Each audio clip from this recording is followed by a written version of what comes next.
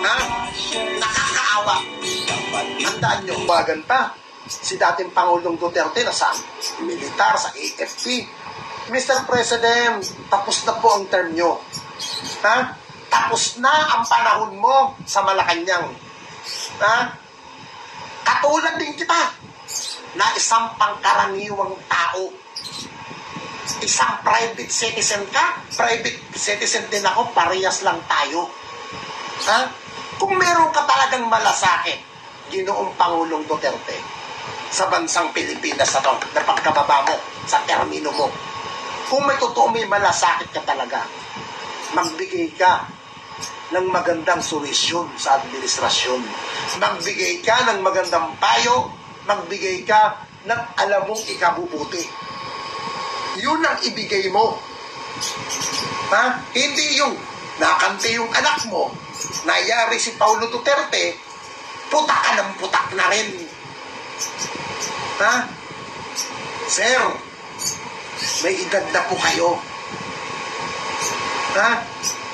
Ikaw na po ang nagsabi, matanda ka na po. Pahalagahan niyo po ang buhay niyo. Ha? Ako nga, ayoko nga na tumakbo ka pang senador. Ayoko kasi may edad na po kayo eh. Mai-stress lang kayo. Ha? Yung mga tao na gusto kang patakboy na mga vlogger na nag-iingay-ingay, yan yung taong gusto kang ipahama. Mahal na Pangulo.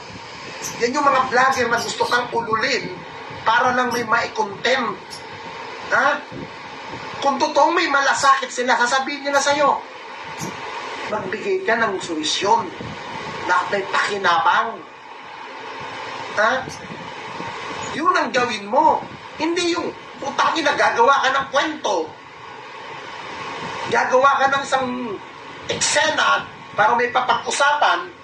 Ang labas niyan, dating Pangulong Duterte, tarantado ka. Gago ka. Chismoso kang putang ina. Yun ang labas niyan. Ha? Yun ang lalabas niyan. Kasi, chismis lahat ang binitawan mo sa lita eh. Magagamit ba sa korte yung mga sinabi mo kahapon? Hindi. Magagamit bang ebidensya yan sa Marcos administration? Hindi. Uusad na sa impeachment yan? Hindi.